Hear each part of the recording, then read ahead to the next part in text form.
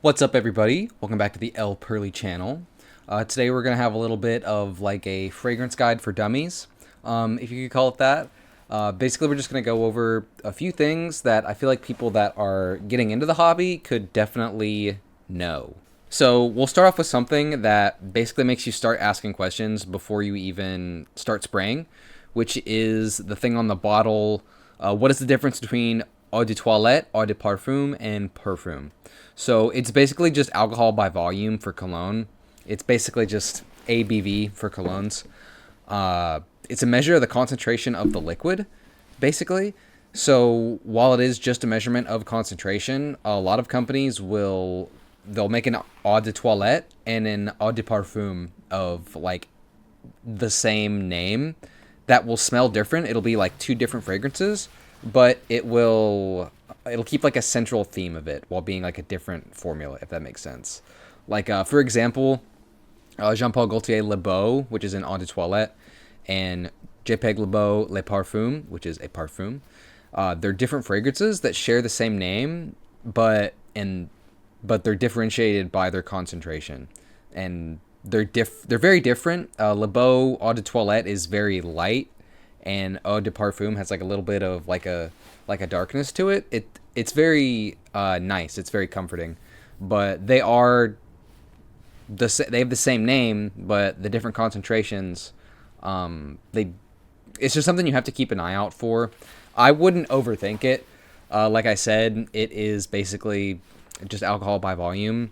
Eau de toilettes are generally a little bit weaker, but I wouldn't not recommend them. There's a lot of colognes that I like that I would recommend that are eau de toilette. So it's not a deal breaker. It is way more confusing than it needs to be, but yeah, that is eau de toilette versus eau de parfum. And parfum and extrait de parfum just means they're really concentrated. If you ever run into any of those, which you really won't until you get into more indie stuff. But I get the question a lot, which is, where do you buy your colognes at? And the answer to that is wherever the fuck you want to buy it at. No, I'm just kidding. Stores like Sephora or Ulta are really good for sampling a lot of cologne. If all the cologne there is locked up and you have to talk to the employee to get a sample of it, or just to spray it on yourself, it can be kind of miserable. But if they don't have it locked up, it can be pretty fun. I mean, boo-hoo, you have to talk to a fucking employee. I mean, it's not the worst thing in the world, but I could get why some people wouldn't want to do it. Sampling fragrances at these stores is really nice, but I wouldn't really recommend buying anything here, especially full bottles.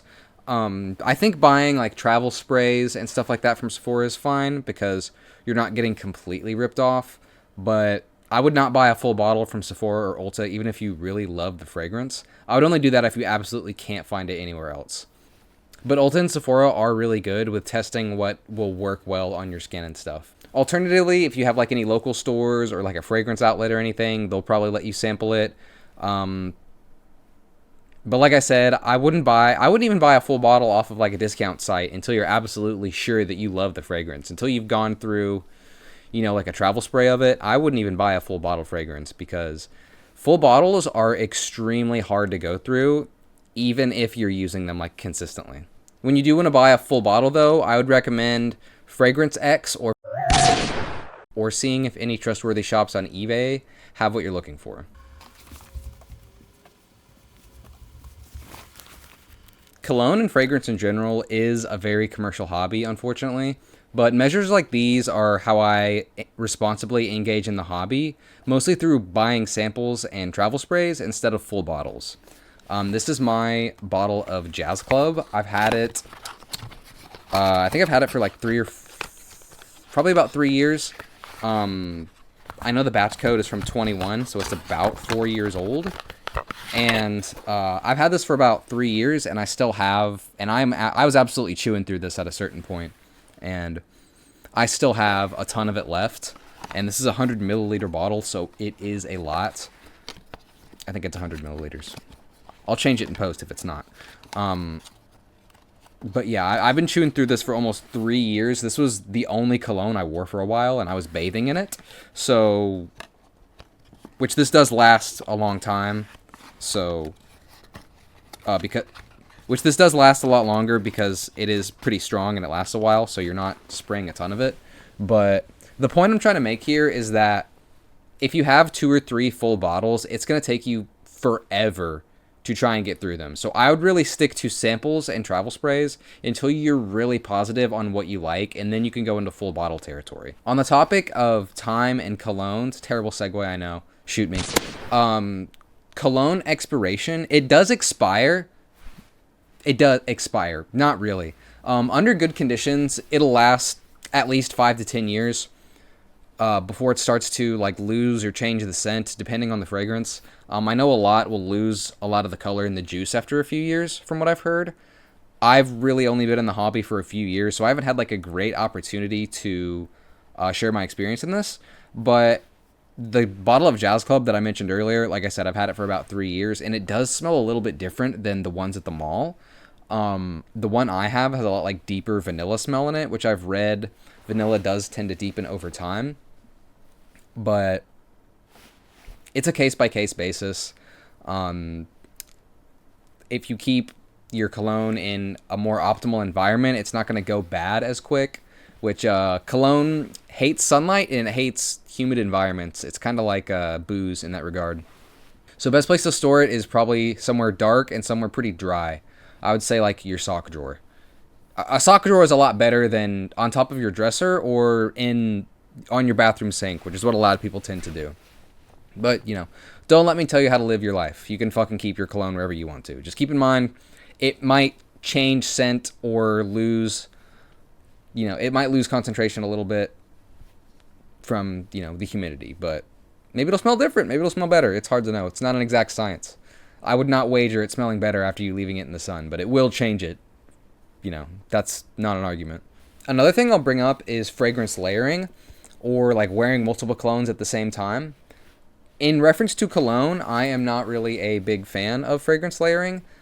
Just wait until the end of this to like judge me on this. I'm just speaking in terms of like cologne.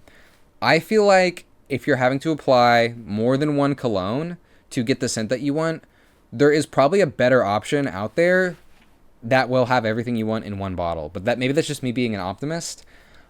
I just think that, and part of the appeal to fragrance, at least to me, is chasing like the scent that you want.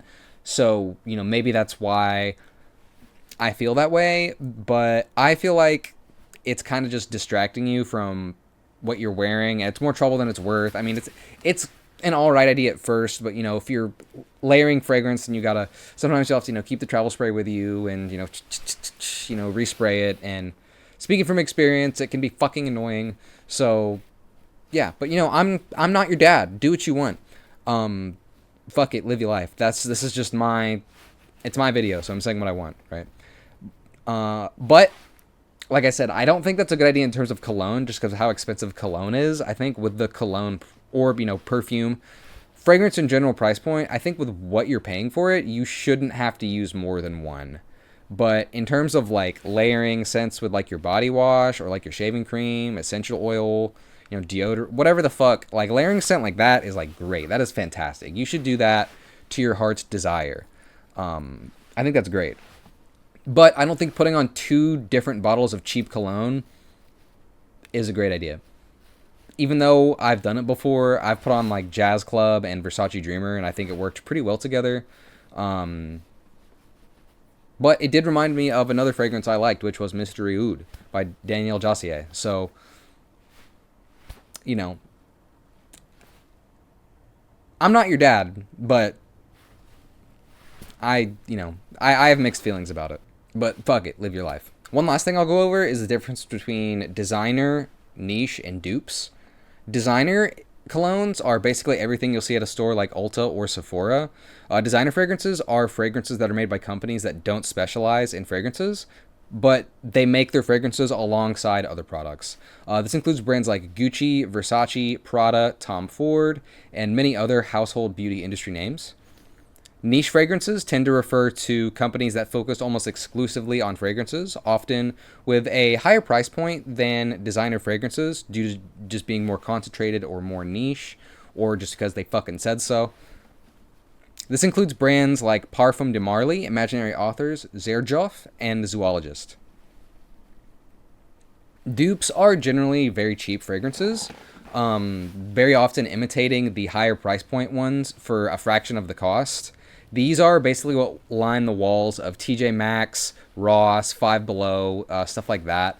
I've had some luck with these. Some of these cheaper fragrances and stuff. I kind of want to make more content on cheap dupe fragrances, since some of them can be very good for the price. But I've had some real stinkers in these too, so it definitely is a toss-up. I would stay away from like the Five Below cologne, the really, really cheap stuff, but you can definitely get some good deals at places like TJ Maxx on designer brands, or brands like Latafa, I believe. I might be getting the name wrong. They make pretty decent dupes from what I've heard as well. So dupes are kind of a mixed bag, but you'd rather have a $20 disappointment than a $120 disappointment, right? But yeah, I'm pretty much going to end it there. I feel like I don't have a lot else to add on the subject. I do have an older video talking about beginner tips for cologne, so I feel like between this video and that video, I would just be repeating myself. I'm already getting pretty redundant. That being said, if you guys have any comments, have any questions, please ask them down below, because I was kind of struggling to think of more stuff to add onto this video without making it like a very comprehensive, like different types of cologne video, like fresh, sweet, like gourmand, like that type of stuff. So if that sounds interesting, let me know down below as well. But either way, thanks for watching. Until next time, check me out on other platforms. Shit, it's over here, actually. How embarrassing. All right, I gotta go. Thank you.